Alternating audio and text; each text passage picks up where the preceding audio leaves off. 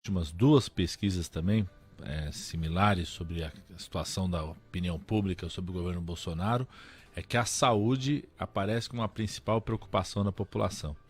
Embora ninguém fale muito dela, né? Olha só. E isso porque as pessoas estão sentindo, e eu acho que também, se a gente pega 9 meses de gestão já, né, do governo Bolsonaro, até agora ele não tomou uma iniciativa.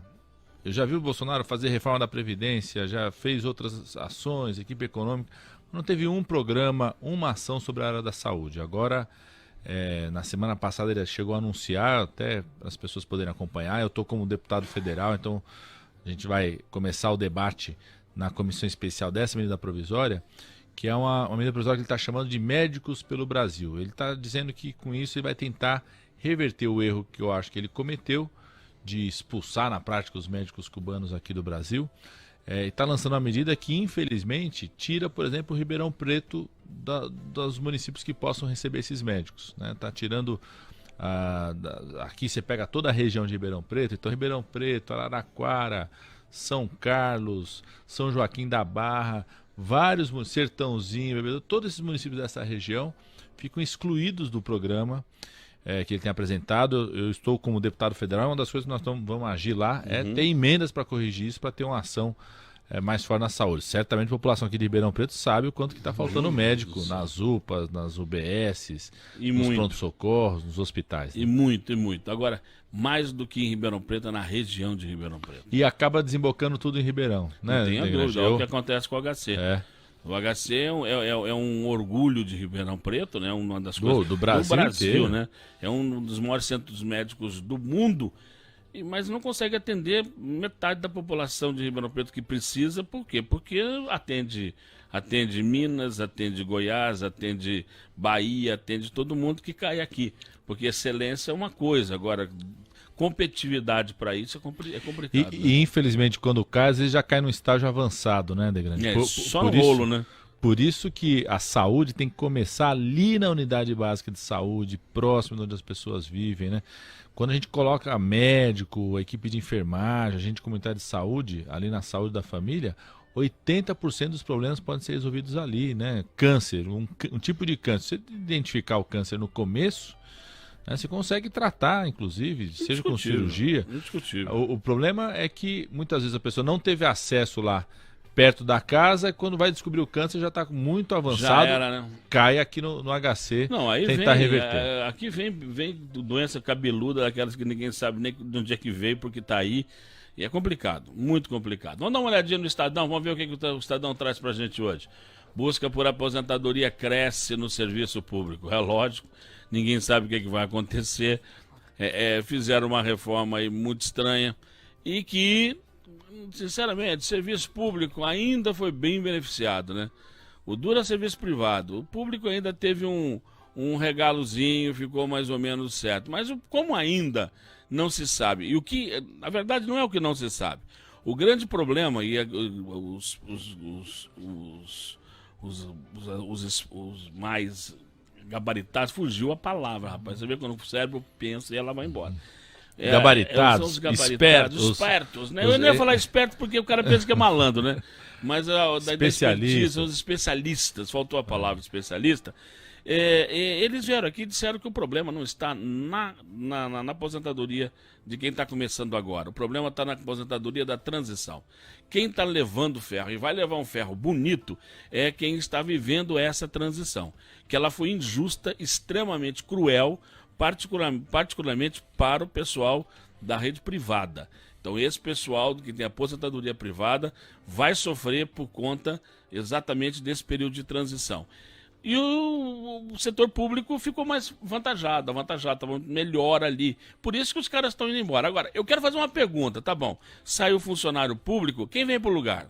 É isso que é grave, né, Degrande? E assim, quando foi anunciada já a reforma, quando foi encaminhado para o Congresso, era tão cruel com o trabalhador do setor privado e do servidor público também, que fez saiu uma correria, né?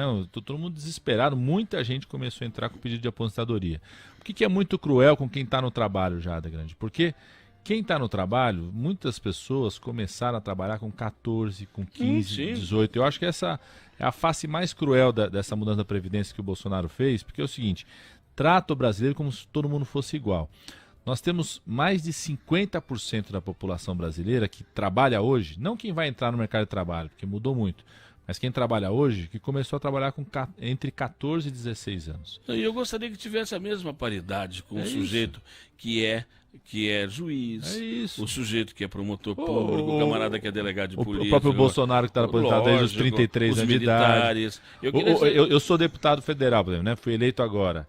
Eu não aderi ao plano de previdência do deputado, porque eu acho que é injusto, né? Então, em relação aos parlamentares, né, que conseguem ter um benefício maior com menos tempo de trabalho do exercício do parlamento. Então, infelizmente, é uma mudança que não atacou quem tem privilégio e ataca muito as pessoas que entraram há mais tempo no mercado de trabalho e estão para se aposentar agora. Todo mundo sofre barbaridade. É claro que aí vem a pergunta, quem vai repor essa galera? Nós vamos trabalhar com comissionados? Nós vamos trabalhar com OS? Eu gostaria de saber o que o governo vai fazer em cima disso, porque vai ficar buraco. E principalmente buraco na área da saúde, da educação e saneamento básico, eu quero saber como é que vai resolver esse problema no país. Então, por exemplo, entre os professores, quase metade dos professores hoje são inativos e não estão sendo repostos, né? E agora o governo do estado fechou o maior laboratório de diagnóstico de câncer público do estado de São Paulo, sede fica lá em São Paulo, mas é o maior, atende o estado inteiro, que é o FOSP, foi fechado agora e o principal argumento do governo do estado é que todo mundo tinha se aposentado, não tem como eu repor, porque tem a lei de responsabilidade fiscal. Ou seja, né, quando a gente olha um servidor público, tem que pensar o seguinte, né, não é o servidor que está ali, é a política que ele entrega, e tem um é a ação também que ele entrega. Aqui em Ribeirão Preto não é diferente, não. Aconteceu a mesma coisa na prefeitura. Está saindo, não está repondo. E aí, como é que fica? Não, é muito, muito estranho isso. Vamos dar uma olhadinha no Jornal Globo. Vamos ver o que o pessoal do Rio de Janeiro trouxe pra gente hoje. Incêndios da Amazônia batem recorde em 9 anos. O Globo menos. Tá bom, vamos acabar com os incêndios, mas vamos ver os interesses. Gente, tem gente muito séria. Nós tivemos aqui sexta-feira 2 ambientalistas, gente de alto nível discutindo isso. Os interesses de empresas internacionais na Amazônia vão levar a uma situação ímpar. Eu acho que a única coisa que vai unir aqui essas polarizações em torno disso. Porque tem muita empresa querendo muita coisa na Amazônia, principalmente as francesas, as holandesas. Vamos combater os incêndios, que eles são naturais, é verdade, mas cuidado com o que vai ser falado lá fora. Porque aquilo que era para nós há um tempo atrás, a teoria da conspiração, que os caras iam tomar a Amazônia, que a gente ria, já não é mais assim, não. Já tem um argumento internacional para fazer essa bobagem no nosso país. E aí eu acho que a única coisa que tanto direita, esquerda, centro, os caras vão se unir, porque peraí, meu. Eu concordo, vamos devagar agora com a coisa, né? Por isso que a gente precisa exigir responsabilidade por parte do presidente, do governo federal, porque o que vai dar o melhor discurso para o Brasil proteger a Amazônia é cuidar dela, né? É verdade. Gente cuidar e explorar, né? Eu, Degrande, ninguém é obrigado a saber, né? Eu tinha concluído a minha formação como médico infectologista lá em São Paulo, na USP em São Paulo, e eu fui coordenar um núcleo da USP no interior da região amazônica. Então eu vivi 6 anos lá no meio da região amazônica, cuidando dos índios, ribeirinho, população ribeirinha, era um núcleo de medicina tropical que existe até hoje, né?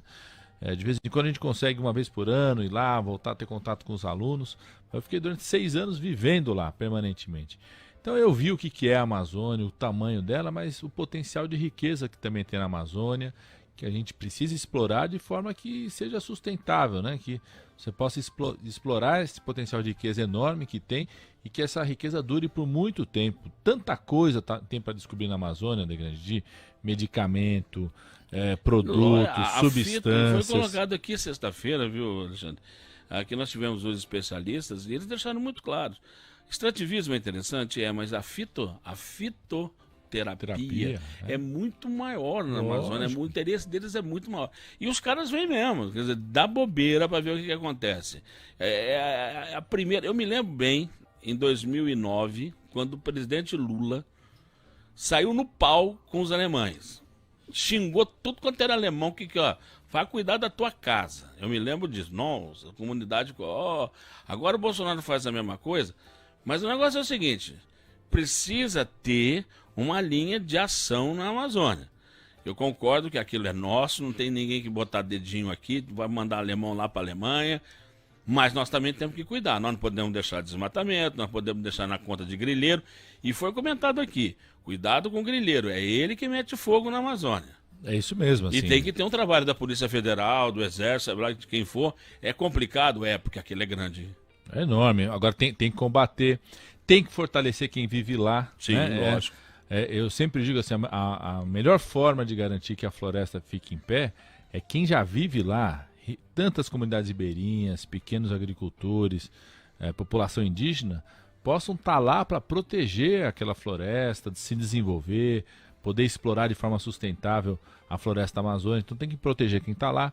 O que não pode é estimular queimada, ou dizer que não tem queimada, ou fazer acusação liviana, né?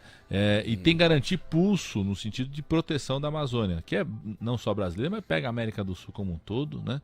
E eu acho que teve uma coisa, viu, Degrande, que assustou todo mundo, que foi aquela imagem na cidade de São Paulo, no centro de São Paulo, que mostrou partículas, inclusive, provenientes dessa queimada, que eu acho que mostrou para as pessoas o quanto que também destruir a Amazônia impacta o resto do país como um todo. Meu Deus do céu, olha o agronegócio. Olha o agronegócio. Quem está mantendo esse país ainda é o agronegócio. Se a gente começar a fazer bobagem na Amazônia e perder o selo do meio ambiente, a gente não exporta nada. Vai começar a ter sanção econômica, lógico, né? Então precisa tomar muito cuidado. Tudo é muito cuidadoso. Acho que você, Alexandre, que foi ministro, você sabe muito bem que para falar uma coisa tem que pensar até 10. Porque, de repente, o que você fala, às vezes, na raiva, dá zebra, né? Os caras não entendem desse jeito. Às vezes você fala, vai lá, dá um tiro não é assim. Porque a coisa era muito séria. Eu falo muito aqui nesse programa. Uma vez, a Washington Post foi entrevistar o Kennedy e perguntou para ele, por que o senhor fica tão quieto? E ele respondeu, porque de repente eu abro a boca, o dólar dispara. Então, é por aí, meu amigo. A responsabilidade do cargo é muito grande. Não pode sair por aí falando bobagem. Tem que tomar muito cuidado. Vamos dar uma olhadinha no que está aí na gente para Ribeirão Preto, na tribuna. Câmara descarta manter 25 vereadores. Não vou falar desse assunto, já falei muito, encheu o saco. Mudança de prédio vai começar no dia 4. Ô, meu pai. Ribeirão Preto anuncia política para acumuladores e o mínimo pode subir de 1 a 1.039. Vai ser bom, com esse dinheiro aí você faz qualquer coisa.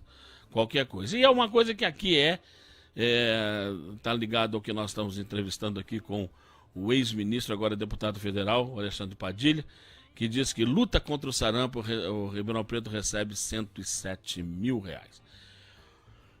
Vamos falar uma coisa, Alexandre, me explica aqui.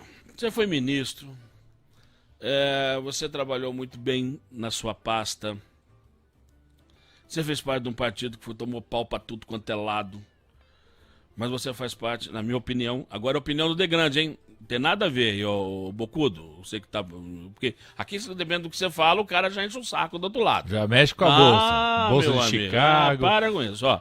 É o seguinte, essa é a opinião do Degrande.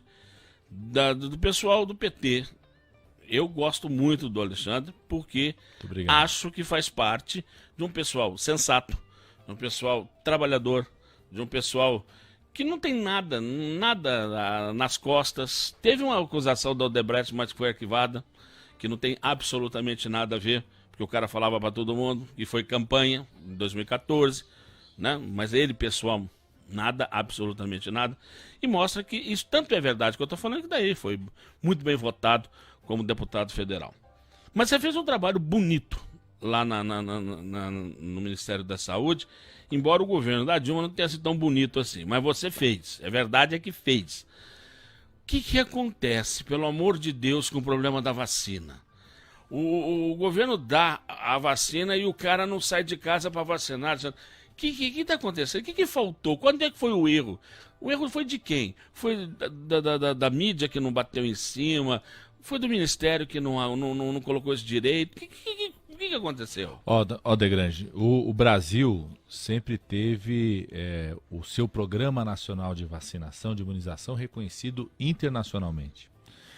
Eu, quando fui ministro, de 2011 a 2014, a gente incorporou, deixamos o Brasil numa situação de todas as vacinas que a Organização Mundial de Saúde recomendava, tinham no SUS. A última tinha sido a vacina do HPV, que custava, por exemplo, uma família R$1.000 para dar a dose na sua menina pré-adolescente, passou a ser pública pelo SUS. E a gente mantinha taxas de cobertura vacinal, eu deixei o Ministério em 2014, mas até 2016 se mantinha taxas de cobertura vacinal de 100% para o sarampo, para a poliomielite. Teve uma combinação de fatores, eu acho, viu, Degrande? Assim, e é muito grave isso que nós estamos vivendo. Primeiro foi responsabilidade do Ministério da Saúde a partir de 2016, 2017 e até hoje não está resolvido, que é interromper o fornecimento contínuo de vacina. Eu, depois que saí do Ministério, né, fui dar aula, dou aula na Unidade de Base de Saúde na grande região de Campinas. Sou deputado, mas continuo dando aula, de 15 dias estou lá com meus alunos. Você pega a Unidade de Base de Saúde de Campinas, né, com a região, uma cidade tão importante e grande quanto o Ribeirão Preto, dentro da unidade faltou 3, 4, 6 meses porque a vacina não chegava. Agora está faltando vacina pentavalente, que pega coqueluche, pega um conjunto de doenças. Está faltando. O Ministério interrompeu a compra, não cuidou do Programa Nacional de Imunização, teve corte de recursos, né? Tem um congelamento de 20 anos dos recursos da saúde que foi feito a partir de 2016, que está impactando. Então esse é um problema grave. O segundo, tanto o Ministério quanto aí o conjunto de outros... Não é culpa da imprensa, porque se a secretaria procura, a imprensa fala sobre vacina, né? Deixaram de dar essa importância para a vacinação. Eu me lembro quando eu era ministro, toda campanha de vacinação, a gente pedia lá a cadeia nacional, parava lá 1 minuto, 2 minutos, no meio domingo à noite, pessoal, mas você chamava a atenção das pessoas, vai ter a vacina para os idosos, da gripe, vai ter a vacina quando começava a campanha vacinal. Nunca mais teve um chamado como esse. Voltou o Zé Gotinha, né? Lembra do Zé Gotinha? Então, o Zé Gotinha. Você pega mesmo o presidente da República, que às vezes parava para falar sobre isso, nunca mais teve alguém que falar sobre isso. Então, esse é um segundo ponto grave. Um terceiro é que aumentou essas campanhas contra a vacina, né? O que, por exemplo, a referência teórica lá do Bolsonaro, lá, o Olavo de Carvalho, outro dia ele ficou falando mal de vacina, né? Isso dissemina por WhatsApp. Que ele não tomou a vacina do besterol, ele continua, ele pegou o besterol. Então, isso circula pelo WhatsApp, né? Isso é uma coisa grave também, mas o mais decisivo nesse problema tem sido a interrupção do fornecimento de vacina. Porque quando começa a interromper a unidade básica, você quebra uma cadeia, que é uma cadeia dos profissionais, do agente comunitário de saúde que vai atrás, e quando está faltando, vai ser, não vou atrás daquela família porque não sei se vai ter. Junto a isso, teve mais um fenômeno que já tinha. Exemplo, eu quando estava no Ministério, teve aquele terremoto no Haiti. Acho que todo mundo vai se lembrar. O Brasil recebeu milhares de haitianos pela região norte, por São Paulo, vieram para o Brasil estava crescendo economicamente, então vinha muitos imigrantes da África, tudo.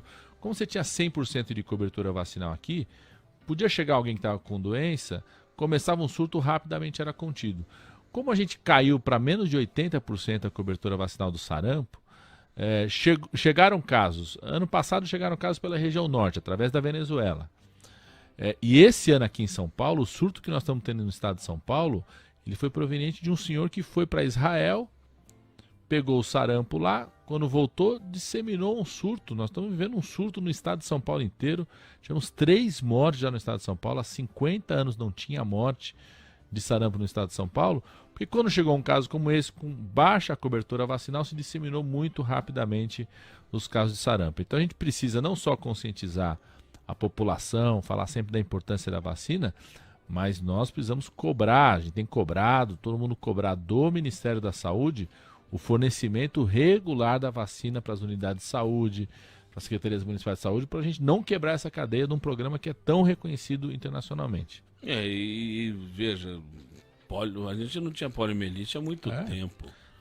Nunca mais, né? A polio caiu de 80% a cobertura vacinal. O sarampo a gente chegou a ganhar certificado de erradicação do sarampo no Brasil. A OMS no começo do ano já tirou o certificado, porque voltaram os casos de sarampo. O Brasil é o país que mais contribui pelos casos de sarampo, junto com os Estados Unidos. Os Estados Unidos também está tendo muito caso de sarampo. Porque os Estados Unidos têm um outro problema. Os Estados Unidos não tem sistema nacional público de saúde. A gente tem várias reclamações a fazer na saúde pública nossa, o que é o SUS, mas a gente tem um compromisso, desde a Constituição, de ter um sistema público aqui no Brasil. Os Estados Unidos não têm um sistema público, então eles têm baixa cobertura vacinal, aparecem vários casos como esse, só não tem mais porque, como é um país com um inverno mais rigoroso, tem menos casos de doenças tropicais, senão eles teriam casos ainda mais graves. Hoje, os Estados Unidos e o Brasil são os dois países que têm mais casos de sarampo nas Américas, que mais estão contribuindo para a reemergência dos casos de sarampo no mundo inteiro. Meu pai amado, é só coisa boa, né? Que coisa boa. Vamos fazer um rápido intervalo? Na sequência, nós vamos falar sobre os hospitais no Brasil. O que andou acontecendo com esses hospitais? O que anda acontecendo nesses hospitais? E a gente está vivendo um paradoxo fantástico. Ao mesmo tempo que a gente faz aqui em Ribeirão Preto uma separação de siamesas da maior evolução técnica possível e imaginável, nós temos gente morrendo em fila ainda porque não consegue, vai na maca, porque não tem leito para a galera. Mas não vamos falar disso já. Vamos para um rápido intervalo, a gente volta daqui a pouco. Continue na sintonia. Agora em pauta, volta já na Tati FM e TV Tati. Imperdível. O Savenhago preparou 3 dias de ofertas sem concorrência, preços inacreditáveis e ainda mais baixos no aniversário Savenhago. O maior de todos os tempos. São milhares de ofertas e prêmios toda semana. Leite Italac, apenas R$ 2,25. Óleo de soja Concórdia, R$ 2,75. Detergente Minuano, R$ 1,15. Arroz 4R, R$ 8,95. Frango, Big Frango, só R$ 3,90 no nosso cartão. 3 dias imbatíveis no Savenhago, com ofertas e muitos prêmios. Hoje eu vim dar um recadinho pra vocês de Ribeirão e toda a região que gosta de comer bem, tomar aquele chopinho gelado e trazer toda a família e os amigos pra se divertir. O Nobre Chopp serve almoço todos os dias, das 11 às 15 horas, por apenas R$ 36,00 à vontade. Ou, se você preferir comer por quilo, vai pagar só R$ 6,20 a cada 100 gramas. Tem pratos à la carte, diversas porções, sobremesas e no consumo de qualquer porção ou à la carte, você leva 2 chopps grátis. Majestoso, é nobre, é aqui no Novo Shopping. A Unimed tem as melhores soluções em planos de saúde para todas as idades e para cada momento da vida. Na Unimed, você é atendido por médicos especialistas que são donos da cooperativa. Traz muito mais tranquilidade para você, sua família e sua empresa, com a maior cobertura nacional. Conheça o jeito de cuidar Unimed, dedicado e sempre próximo, como você merece. Diretor Técnico Médico Dr. Hélio Calil Issa, CRM 27.379. O ciclo de palestras Inovação, Tecnologia e Futuro continua e desta vez o tema é Comércio Exterior Brasileiro. O Grupo Tati de Comunicação recebe Marcos Prado Troirro, secretário especial de Comércio Exterior e Assuntos Internacionais do Ministério da Economia. Está à frente do acordo Mercosul e União Europeia. Quais os rumos da economia e da balança comercial brasileira? Palestra Comércio Exterior Brasileiro com o diplomata Marcos Prado Troirro. Dia 5 de setembro, às 5 da tarde, no espaço do Auditório A Fábrica. Informações 39687000. Oferecimento Centro Comercial e Industrial Pacaembu. 30 mil consumidores na porta do seu negócio. São Francisco, planos de vida com saúde. De volta no Grupo Tati de Comunicação, agora em pauta.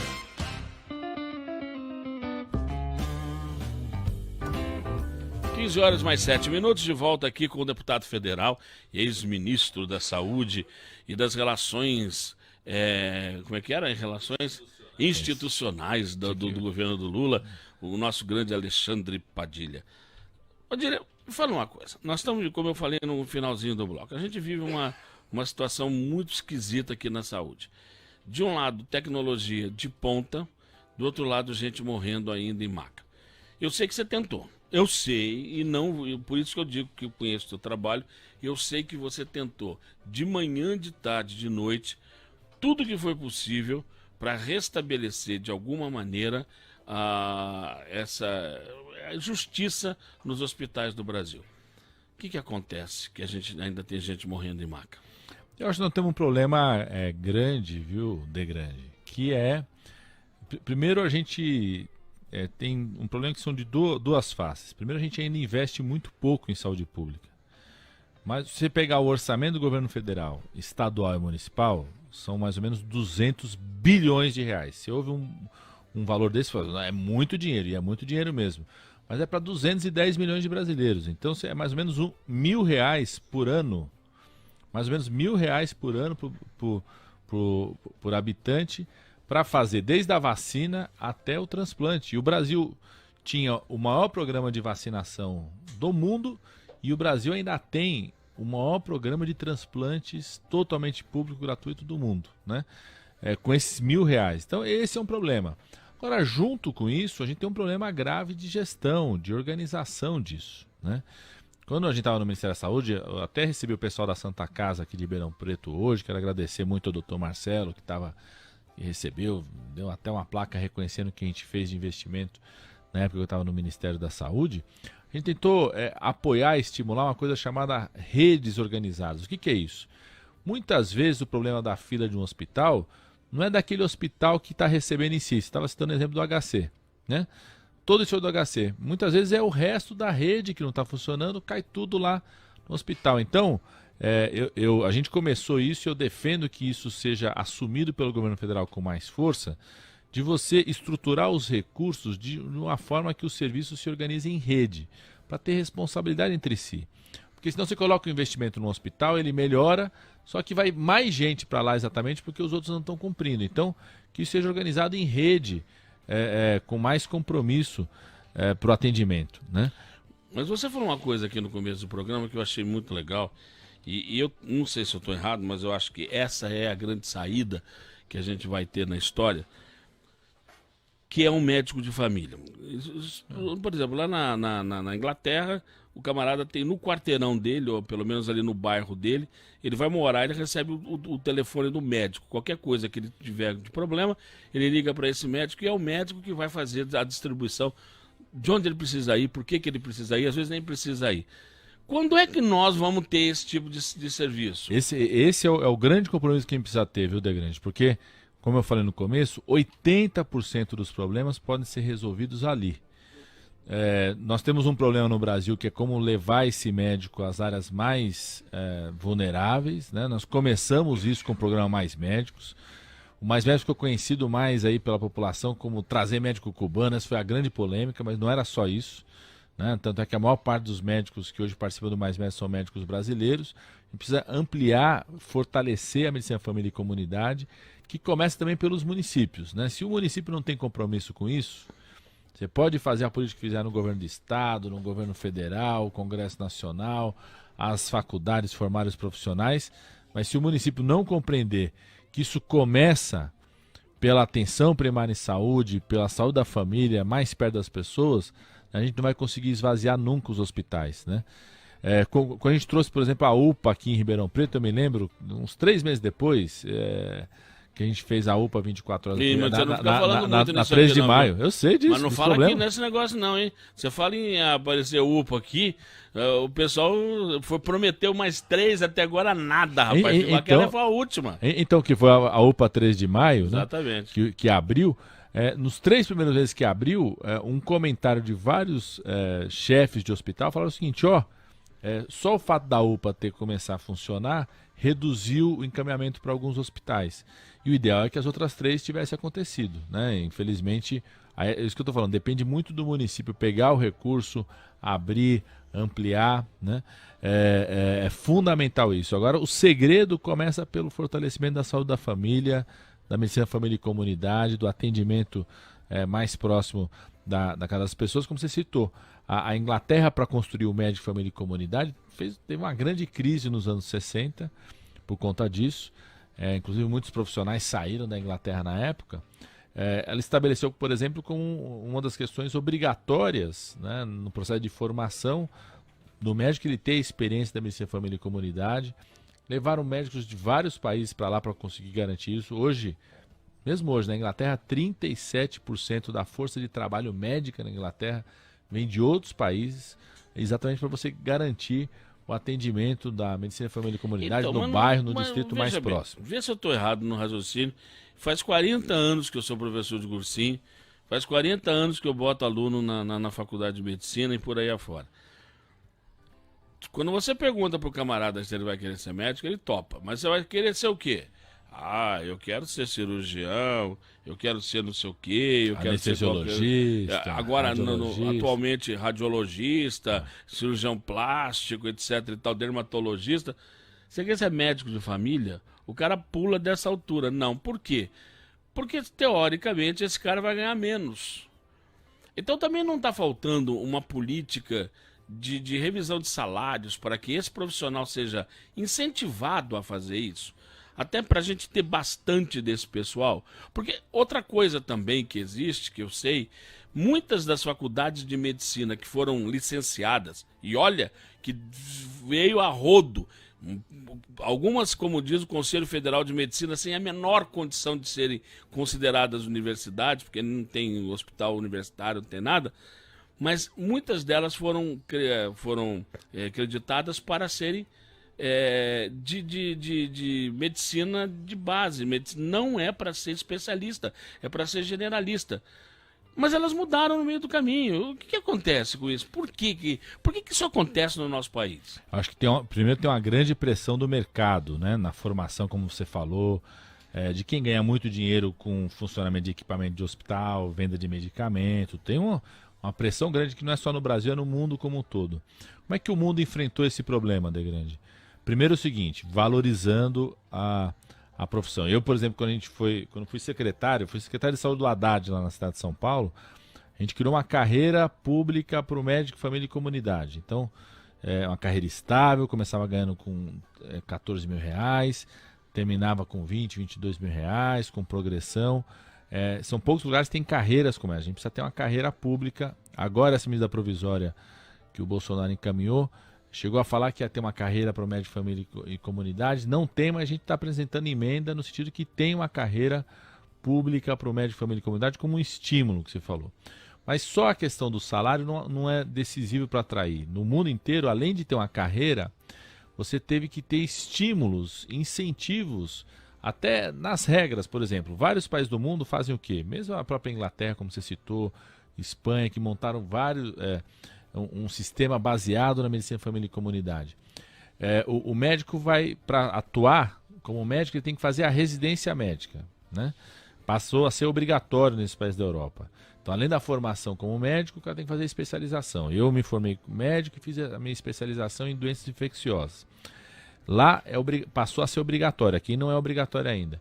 Só que aí das 100 vagas que são oferecidas para residência, metade é para medicina, família e comunidade. Então o profissional acaba sendo induzido a fazer medicina, família e comunidade se ele quiser atuar como médico. Infelizmente essa regulação não tem no Brasil com essa força que deveria ter. Quando a gente fez o Mais Médicos... E não dá para fazer isso lá no Congresso? Dá, então. Quando a gente fez o Mais Médicos em 2013, na lei do Mais Médicos passou a ter isso. Isso foi interrompido, infelizmente, pelo governo Temer. Agora, nesse debate da medida provisória do Bolsonaro, nós apresentamos de novo. De você ter a maior parte das vagas, metade das vagas de residência tem que ser medicina, família e comunidade. Aí você passa a induzir a presença desse profissional para essa área que é tão importante. Eu vou longe. E só uma terceira, Degrande, que você comentou também, na lei do Mais Médicos, que criou critérios para a abertura das escolas médicas, foi aprovado junto também uma coisa chamada Avaliação Nacional do Ensino Médico, que era o quê? Você ter no 2º, no 4º e no 6º ano uma prova nacional de avaliação. Se no 2º ano esse aluno está indo mal, você inclusive fechar aquela faculdade, ela não poder fazer novo vestibular, ou seja, ela não pode cobrar nova mensalidade enquanto ela não melhorar a sua qualidade. Infelizmente isso foi retirado também em 2016, não chegaram a implementar. Agora, inclusive amanhã no Congresso Nacional vai estar o ministro da Educação, nós vamos debater isso com ele. Agora também nessa medida provisória Médicos pelo Brasil, nós estamos aproveitando para apresentar de novo essa ideia de uma avaliação nacional dessas escolas. Se elas estão de fato formando para medicina, família e comunidade, para médico generalista, ou se estão de novo sendo um caminho para super especialização que ninguém segura, né? Você não consegue controlar do ponto de vista do mercado. Eu vou mais longe, eu acho que vocês lá batem, por favor, batam na tecla da formação da carreira, como tem do juiz, pô. Por exemplo, o juiz começa numa comarca um pouco menor, depois ele vai crescendo, até que ele termina numa boa cidade. Mas ele ganha de uma forma que ele vai evoluindo no trabalho dele. Aí sim, o camarada começa lá com um salário digno e depois ele pode ganhar até bastante, e que é justo. Pelo amor de Deus, o médico é um sujeito que se esforça muito, estuda muito, investe muito, e é justo que ganhe. Não dá, ninguém está pedindo para ser de graça, não. Muito pelo contrário, é um trabalho extremamente honesto e digno. Agora, o que não dá é não ter esse trabalho. A gente sabe que é a saída. A emenda que eu apresentei nessa medida provisória do Bolsonaro vai exatamente nesse sentido. Tem uma carreira pública que você vai tendo progressão de acordo com as áreas onde esse profissional vai atuar. Então, se ele vai atuar em áreas mais vulneráveis, a progressão é mais rápida, como um incentivo, né? E também progressão de acordo com o tempo de trabalho e com a sua formação. Se ele, ao longo, né, da atuação que ele está lá, ele faz uma especialização, melhora a sua formação, ele também tem que ser um estímulo para que ele possa ganhar mais e com a gente ter carreira. E tem que combinar uma estrutura de carreira que é um estímulo salarial da progressão com regras que na prática induzam, né, o profissional, as escolas a formar esse médico para medicina de família e comunidade, porque senão acaba sendo muito a tentação do que tem de maior investimento privado é muito grande, né? Dessa coisa de ser o cirurgião, Sim. radiologista, dermatologista, né? Os congressos são financiados em geral por indústrias de laboratórios que estimulam isso. Eu quero chegar aí. Como você, como deputado federal, ex-ministro, e sabe muito bem dessa história, que às vezes o público não sabe, mas eu sei, a gente sabe, que tem laboratório que paga escola para filho de médico, desde que ele receite os remédios da empresa, paga viagens, congressos, navio no final do ano. Como é que o Ministério da Saúde pode atuar nisso e também a lei brasileira para botar freio nesse negócio? Porque daqui a pouco, meu amigo, começa... O oncologista fica rico só na receita. Isso é gravíssimo, Degrande. E assim, quem tem a responsabilidade de poder regular isso no Brasil é o Conselho Federal de Medicina, que tira resoluções sobre isso, mas a gente realmente precisa fazer uma ação combinada de apuração, de questionamento sobre isso. Eu, quando estava no Ministério, por exemplo, a gente fez uma ação junto com a Polícia Federal, porque a gente começou a desconfiar da judicialização. Vinha sempre um pedido de um tipo de insulina que não está indicado para todos, para alguns casos muito específicos você precisa realmente usar aquele tipo de insulina, só que é uma insulina 6 vezes mais caro. E começava a vir essa demanda de insulina para pacientes que não precisavam, não tinham indicação para isso. Então colocamos junto com a Polícia Federal. O que a gente descobriu? O médico era o mesmo, o escritório da advocacia era o mesmo, o juiz era o mesmo, né? Então a apuração sobre isso e a punição, né, desse tipo, que é um tipo de corrupção, tem que ser fortemente combatida. Deixar público isso. Deixar público. Eu acho que foi no seu ministério que veio a ordem do Ministério da Saúde para venda de remédio descartável, que não precisava ser comprado na caixa inteira. Isso, de ser fracionado. Fracionado, essa é a palavra.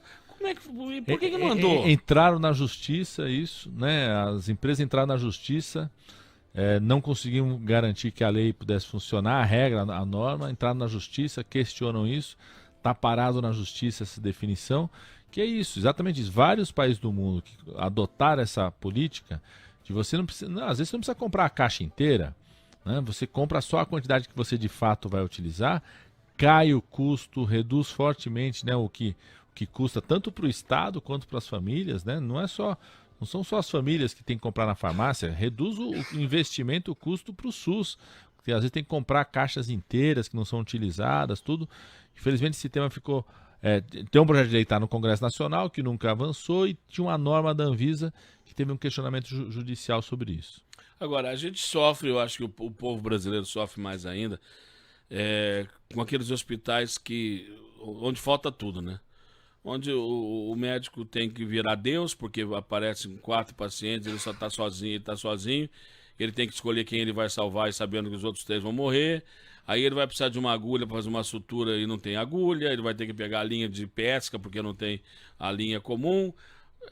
Isso não é um caos na saúde? Isso, por exemplo, para quem foi ministro, para quem é médico, para quem vive disso, não dói quando você escuta coisas desse gênero no país? Ah, dói, viu? Dói, assim, eu mesmo, assim, você nem dorme tranquilo, né? Você o tempo todo vendo esse tipo de sofrimento, sabendo que isso é uma coisa que você não resolve de curto prazo, mas que aquilo que a gente estava conversando aqui, né? O principal investimento tem que ser antes do hospital, né? Exatamente na saúde da família, nas unidades básicas de saúde e na correção dessa gestão entre a ida do paciente para os níveis de maior complexidade, depois para os hospitais, porque infelizmente a estrutura no Brasil ainda tem muito má gestão em relação a isso, até pelas características do Brasil.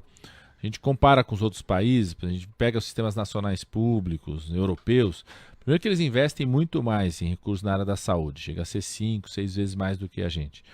Mas, além disso, eles têm, em geral, 1 ou 2 níveis de governo.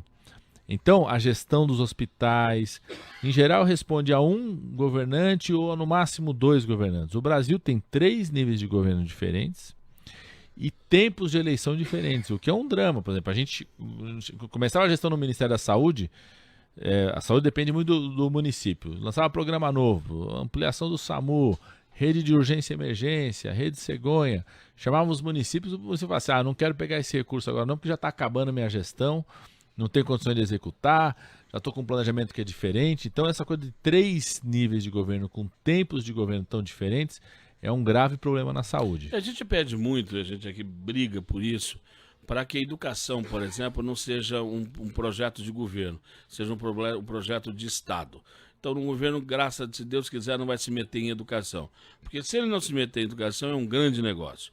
Aí as coisas andam, não depende mais de política de A, de B, C, mudou, está no partido tal, pouco importa. Tem que cumprir aquelas metas e acabou e estamos conversados.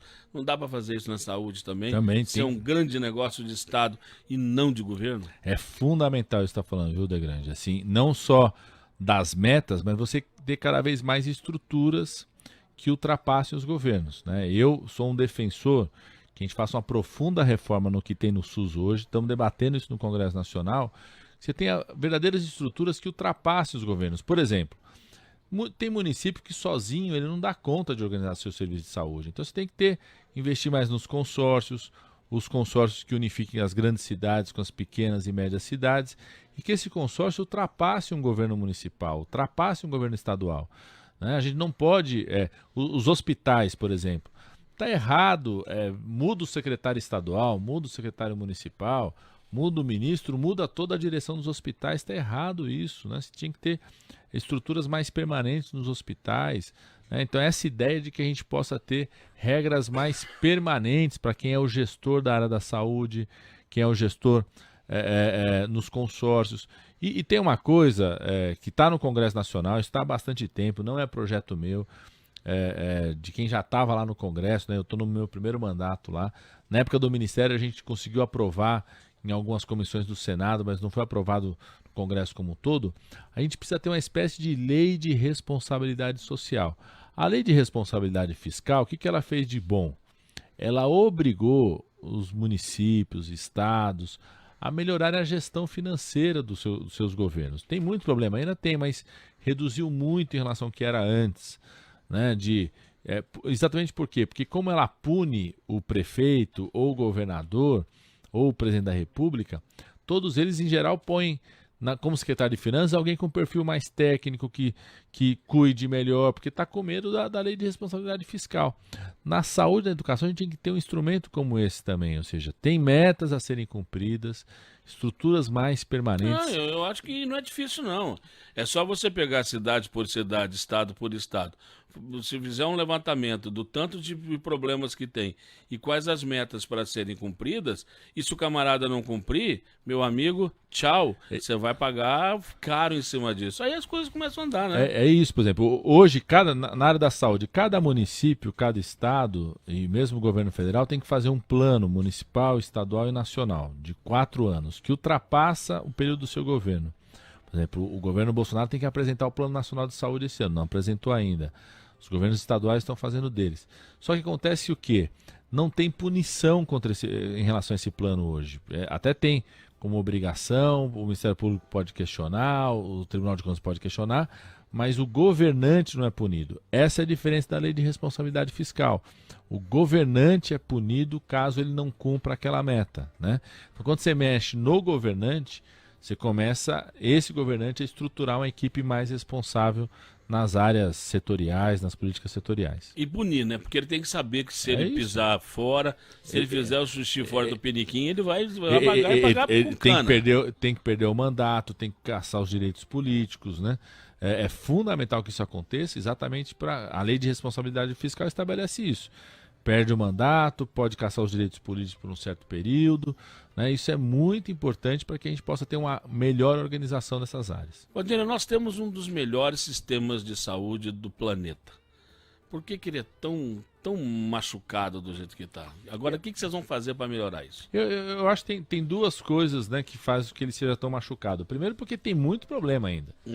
Né? Como você falou, assim, a gente vai no hospital, né, tratamento do câncer. Às vezes a pessoa faz o diagnóstico até conseguir começar o tratamento, então tem muito problema ainda, apesar nesses 30 anos do sistema público ter tido vários avanços, como eu falei, da vacina, do transplante, SAMU, do serviço de urgência e emergência, assistência farmacêutica, né? Então tem muito problema. O outro é que também tem muito interesse envolvido nisso. O Brasil é o único país com mais de 100 milhões de habitantes, e nós temos 210 agora, o dobro disso, que tem um sistema público. Tem vários países que são do tamanho do nosso que não tem nenhum sistema público. A pessoa não tem, ou ela tem um plano de saúde, não tem acesso a absolutamente nada, nem a vacina, nem a urgência e emergência, nem a nada. Então também tem muito interesse privado em destruir esse sistema para vender plano de saúde, para vender medicamento, para vender hospital privado. Tem uma coisa, de grande, assim, que eu fico meio chateado às vezes, né? Por exemplo, vejo muito isso na TV. Quando é um problema, aparece lá a placa do SUS, tudo. Às vezes vai mostrar uma coisa positiva, só fala o nome do hospital, mas não fala que é do SUS, né? Pega assim... Não precisa ser muito, não. É bom a gente lembrar que os casos de câncer já foram denunciados.